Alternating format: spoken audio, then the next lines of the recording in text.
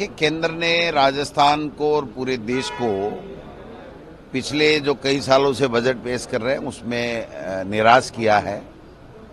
और राजस्थान का तो नाम तक पिछले बजट में निर्मला सीतारमण जी ने नहीं लिया था।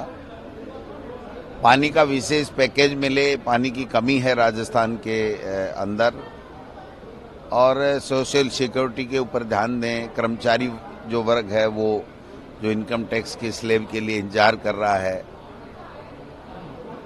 मैं समझता हूं कि मोदी जी का और मोदी जी की सरकार का जन कल्याण के कार्यों में किसी तरीके का कोई फोकस नहीं है। इवेंट मैनेजमेंट, मुद्दों से ध्यान भटकाना, नए नए शब्दकोश का इजाद करना और उसी से घुमा फिरा करके अपनी एजेंसियों का दुरुपयोग करके सत्ता में बने रहना, ये उनका जो मॉडल है।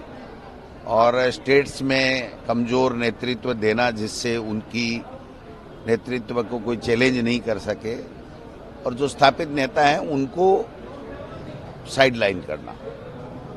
तो जब आप नेतृत्व कमजोर स्टेट्स में दोगे, अच्छे नेतृत्व को साइडलाइन करोगे, तो फिर आपको कुछ करने की आवश्यकता नहीं है। जब तक आपकी चलती रहेगी, बाकी आपको कोई चैलेंज नहीं है। तो इनका फोकस काम पे, इंफ्रास्ट्रक्चर पे, जन कल्याण पे, लोगों की समस्याओं पे नहीं है।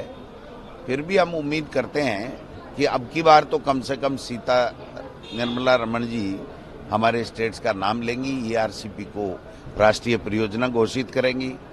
कल राजस्थान में महामहिम के श्रीमुख से सरकार ने ये कहलवाया है कि वसुंधरा जी की ईआरसीपी प्रोजेक्ट बहुत अच्छा प्रोजेक्ट था, तो फिर आप ईआरसीपी को राष्ट्रीय परियोजना घोषित क्यों नहीं कर रहे हो और उसको पीकेसी में क्यों डाल रहे हो?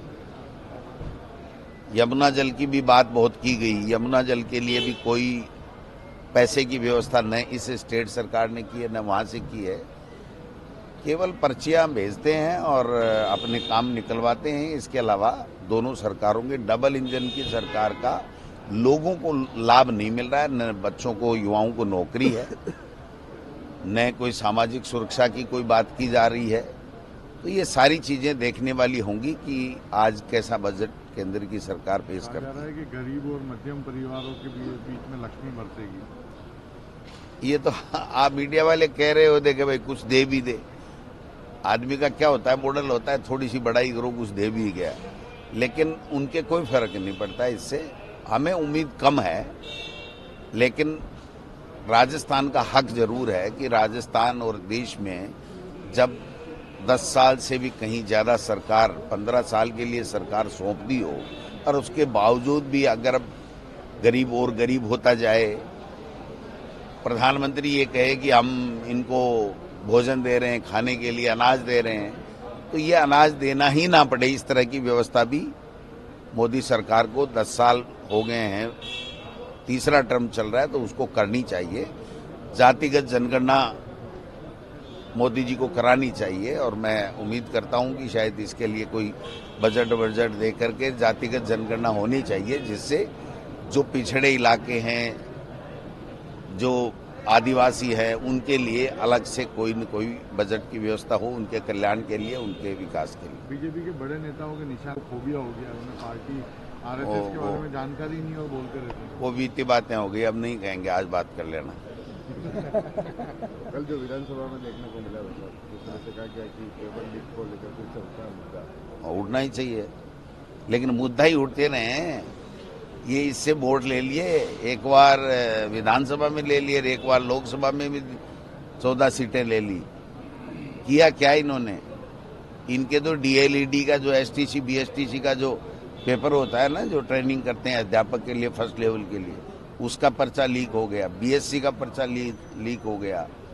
दूसरे कई पर्चे लीक हो गए, छोटे छोटे और बड़े पर्चे तो करवा ही नहीं रहे हैं। ये तो सरकारी लीक हो गई। किरोड़ी जी ने कह दिया ना, 7 करोड़ की बजरी अवैध रूप से रोजाना निकाल रहे हैं और हम कुछ नहीं कर पा रहे हैं, मैं यहाँ नहीं मिला रहा हूँ, मेरा अपमान हो रहा है। तो सरकारी लीक हो गई। काहे के पर्चे लीक हो के तो पर्चे ही नहीं करवा रहे, नहीं तो इनके तो लीक ही पड़े। डबल लीक हो जाएंगे डबल इंजन में। तो नीट का हुआ ही था। हुआ था ना, दबा दिया। देखिए, पिछले 3 टर्म से भाजपा की सरकार केंद्र के अंदर है और 2 बार यहाँ से 25-25 सांसद जीत के गए। अब की बार भी 14 सांसद बीजेपी को मिले हैं। इसके बावजूद पिछले 11 वर्षों का जो अनुभव जो आ रहा है वो तो अभी तक कोई बहुत अच्छा राजस्थान को मिला नहीं है। और विशेष रूप से पानी के लिए मोदी जी खुद 2 बार ईआरसीपी की घोषणा करके गए थे और अब आके शिलान्यास भी कर गए, लेकिन आज तक ईआरसीपी, पीकेसी और अब श्री राम सेतु नाम जरूर बदल रहे हैं, लेकिन बजट का कोई लेना देना आज तक हुआ नहीं। कल भी अभी भाषण में राज्यपाल महोदय ने जो पढ़ा तो उसमें इसरदा नवनेरा बांध का जो जिक्र किया वो भी हमारे समय के बने हुए हैं, तो इन लोगों ने तो कोई किया नहीं। मैं चाहता हूं, उम्मीद है भारत सरकार से कि इतना राजस्थान ने आपको दिया है तो राजस्थान के लिए भी कुछ करिए और विशेष रूप से मध्यम वर्ग और गरीब वर्ग उसको भी राहत दीजिए। आपने पिछली बार कॉर्पोरेट टैक्स जो है वो कम करके अमीर लोगों को तो फायदा कर दिया और वो जो कॉर्पोरेट टैक्स का पुनर्भरण किया है वो आपने मिडिल क्लास और गरीबों से किया है। उसकी जो सोशल सिक्योरिटी की जो योजनाएं हैं वो आपने कमजोर कर दी। पेंशन, स्कॉलरशिप, बेरोजगारी भत्ता तक लोगों को नहीं मिल पा रहा है, किसान को खाद नहीं मिल पा रहा है। ऐसी स्थिति देश के अंदर बन रही है और क्राइम जो है, कानून व्यवस्था है वो एकदम जिसकी हालत वो आप सब लोग देख रहे हो।